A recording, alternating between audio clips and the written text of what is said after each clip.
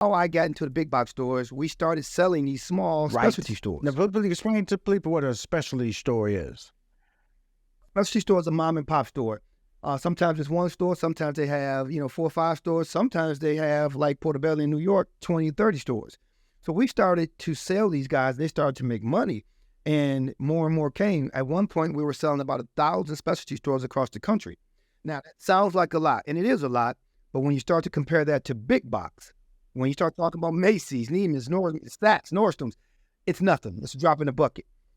Until one day, I'm at one of those very shows that I just spoke about, and one of the guys who was a customer of mine from Houston, Gary Dante from Supermart, was walking down the hallway towards me. He had been making money off town for a few years. He's walking with another gentleman.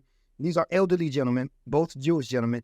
And he says, "Hey, Montee, what's going on?" So we talk. The gentleman next to him said, "Man, that's a beautiful suit you're wearing." I said, "Thank you. That's a beautiful suit you're wearing." He said, "Do you know who I am?" I said, "I do not, but you look familiar." And then Gary chimed in and said, "Man, he's Tayon. He's the hottest line in America. Ronnie, you and him should do something." The guy was Ronnie Wurzburger, and he was the person that built Peerless Clothing. Peerless Clothing is Ralph Lauren, Calvin Klein, Tommy Hilfiger, Michael Kors, you name it. And so we want to bring you in and have you diversify the industry, and I'm going to help you do it. And he held true to his word and brought me over to Peerless. He then retired, and I've been there for the last four and a half years. Let's talk about this location in Vegas, this show. Can you explain to my viewers and my listeners exactly what you're talking about? When I first met you, when Gary met you, and all these individuals who changed your lives, and it's an annual event. It's a apparel trade show that's held 2 times a year, in August and in February. And, vendors are there, showing their product.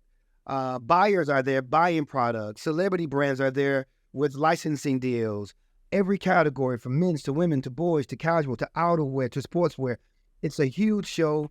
It used to be a 4-day show. It's now a 3-day show. And it is just where the whole fashion industry converges in 1 week to represent their fields. And that's where I decided I was going to go. I had no industry knowledge. I didn't know what was going to happen, but I worked for Pfizer Pharmaceutical, had a little money in my pocket. I was the number 1 Viagra rep in America at that time. And I took 4 of my buddies, took 15 suits, got that little 10 by 10.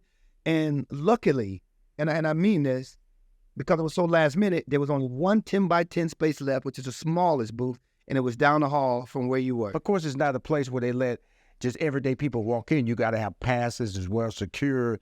But to get in there is almost a validation that you're legit, correct? For sure. And it's certainly not cheap. That little 10 by 10 booth that I had in 2004, boy, we probably spent $30,000 just to get the booth, just to move the things in, to ship the things in. I mean, that was a lot of money for a brother trying to come up. Okay, so now you're in there, you brought your 15 suits, your boys, and looking good. I met them all. I remember this moment because, young brother looking good, man. The one thing I've always said about myself is that I'm going to extend a hand, and I want to know how I can expand. And over the years, we've stayed in contact. He's invited me out to shows at the Magic to want to know my thoughts. I bought his clothes, but I'm not having him on the show to talk about the clothes I bought from him. It's his journey, his secrets to success. And the money, you're getting these clothes, you're selling, you're number 1 salesman at Pfizer, but now you're getting into the fashion business. And necessarily, everybody, the clothes you send out don't mean people going to buy them. How does all that manufacture itself, my brother? So I learned my business acumen, certainly in the apparel industry, through the School of Hard Knocks.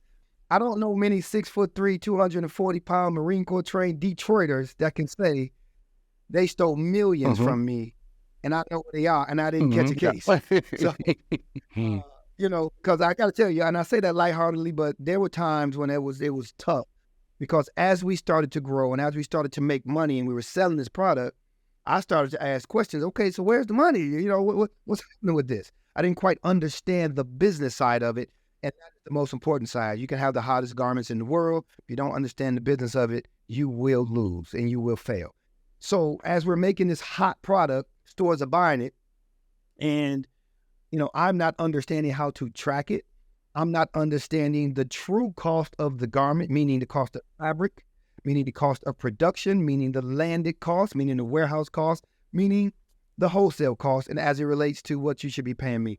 I had to learn those things the hard way. And unfortunately, a lot of these smaller licensing companies didn't play above board, and we had to leave a couple of them because they quite literally stole.